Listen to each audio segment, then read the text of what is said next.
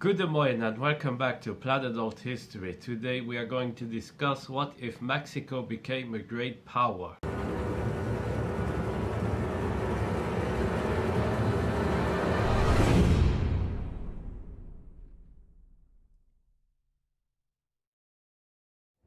When looking at the map of the Americas at the beginning, I feel that not only the US and Canada could become a great power, due to their natural resources, abundant land masses and immigration, but also Brazil, Argentina and Mexico.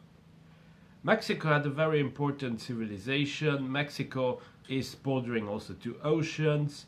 Mexico has all types of landscapes and a huge population, so why did Mexico not become a great power? Well, for one, they were a Spanish colony, and Spain is known to not really have built anything up in their colonies and not really develop anything in there. The purpose was rather simple: extract everything and bring it to the motherland. The second thing is that Mexico has a lot of political instability. Mexico has the party called the Institutional Revolutionary Party. This party is one of many proofs that Mexico had many revolutions and whatnot. The third point is that Mexico, due to the instability, can't really have a centralized government. I mean, just look at how the cartels in Mexico manage the areas. Look at the revolts that happen in the south with the Zapatistas, and look what's going on in other parts of Mexico. The fourth and final point was the loss against the US in the Mexican-American War, and I already made a video about it. This video is a result, is not a video about how Mexico would win a Mexican-American war, but this video is just of Mexico being a great power. So, what if Mexico was a great power? I will discuss a hypothetical situation where Mexico keeps the monarchy under Maximilian, because despite all the complications that existed, Maximilian is a person who could be a very good person, because he was someone who could actually make a compromise between the conservatives and the liberals.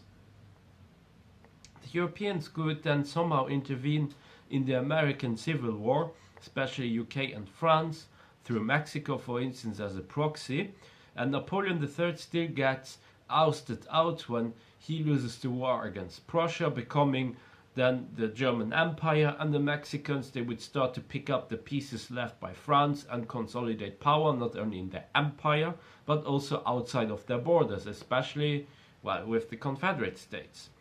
Britain would still focus more on Canada, while the CSA would turn to Mexico as a natural ally against the US, who would be very isolated in this scenario.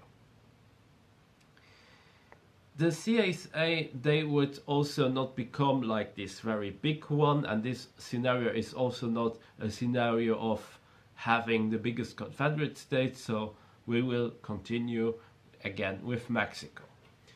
What would Mexico do if they were all stable, or at least more stable?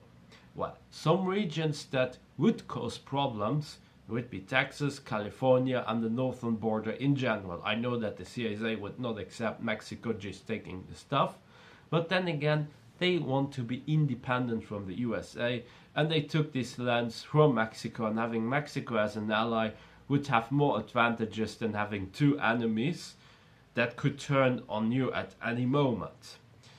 Mexico would probably have eyes at the south, especially in Central America. The other main thing Mexico would do is create huge settlements in the northern borders, especially after the gold rush, and much later after oil is discovered in Texas as well. Within some decades, any bigger revolting population will be outbred in that way.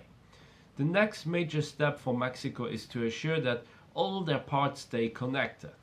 When looking back at Europe, Maximilian and his successors, they would see that the railways proved to be a very effective way to connect many parts together, and also the telegram, which would eventually get invented as well. Instead of a west to east connection as with the US in our timeline, we would have a north to south connection within the Mexican Empire. The connection between the Sierra Madre Oriental and Sierra Madre Occidental with the interior of Mexico would become the second most important issue. The Mexican Empire could now start to grow as a nation and have a national cohesion. Railways were important to the formation of national identities, as weird as it may sound, but it is a fact. Some examples in OTL are the US, for instance, and even Luxembourg, my own country. With the connection between the different parts of Mexico and the no bigger US, as in our timeline, northern Mexico would have less foreign influence, as in OTL, and after some time they would eventually respect the direction of the capital. The same goes for the mountainous areas that would be connected with the railroad and the telegram. Sure, crime would exist, but not to the same degree as in OTL, as there would be other reasons for it to happen. Another important aspect would be the development of a navy. While the Pacific could only have a small fleet, the Caribbean would need to have a much bigger fleet, especially in and around the port city of Veracruz. The construction of the Panama Canal would be in the interest of Mexico as well, and with a bigger Mexico, we might see that Mexico would actually respect one doctrine of the US. I'm talking about the Monroe Doctrine. Sure, Maximilian got power in this timeline thanks to the Europeans. However, in order to keep his power, not only would he have to spin a web of alliances, but he would also need to make sure that no other power suddenly arrives in the Americas as well. As a result, Mexico would try to reposition itself as the leader of Latin America, but also as defender of the Americas. The only exception might be the UK, with whom Mexico could enjoy a good relationship and have many trade agreements, as long as the relationship would be very beneficial for both parts. The UK would never suddenly take parts of Mexico, and Mexico would let the UK have its possessions within the Americas. But a big fleet would still be needed around Veracruz, just to make things very sure. Central American states might become Mexican, and the Panama Canal might be built under a British-Mexican supervision, or perhaps we would see a canal in Nicaragua as another option. This would not only boost the trade, but also help the Mexicans with their fleet, even more so in this timeline than it did to the US in OTL. World War I would be different, as we might see Central Powers' victory, while the Americans would have a very complicated conflict. The US and the Confederate States, they would have a war. The US would still have a much bigger industrial power, but be overwhelmed by the Mexicans, Confederates and Canadians. Nobody wanted a strong US, and everyone preferred the status quo in the Americas, while at the same time the British forces would lose to the Central Powers, and with Canadians having their own war, well, Britain would have less soldiers on their side. Two separate peace deals would be made, or even three. Two for Europe, one in the east, one in the west, and another for the Americas in general.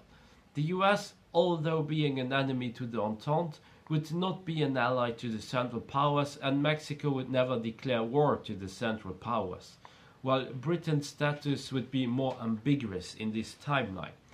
We might see a Kaiserreich-like timeline where Britain and France would lose a lot of their power, perhaps even turn un-Kaiserreich-like to fascism, form a neo-Roman alliance with Italy, Spain and Portugal, and they would then, with the Soviets, declare war on the Central Powers and probably win. Canada would perhaps be controlled by the royals, who would have fled Britain among all the social chaos, and with all of this power vacuum and complications around, the Mexican Empire would be the only great power within the Americas as time would go on. The Mexican bloc, with almost all of the Americas included, would be at odds with a Franco-British fascist bloc, a smaller but still strong Soviet bloc, and the Japanese co-prosperity sphere, which would be nothing more but a mere tiger paper, let's face it. The scramble of Antarctica, a nuclear arms race, and the space race would surely be happening, with the Japanese bloc collapsing at first because they have a too tiny population to keep all these alliances together. The Soviets, they would be next, and then that we would have a very tight race between the Mexican bloc and the Franco-fascist bloc. Who would win? And that's where we leave it for now. That's it for today. I hope you enjoyed my video. Be sure to like and subscribe, leave a comment, support me also on Patreon, and join my forum, forum.planetalthistory.ga. Until next time on Planet Alt History.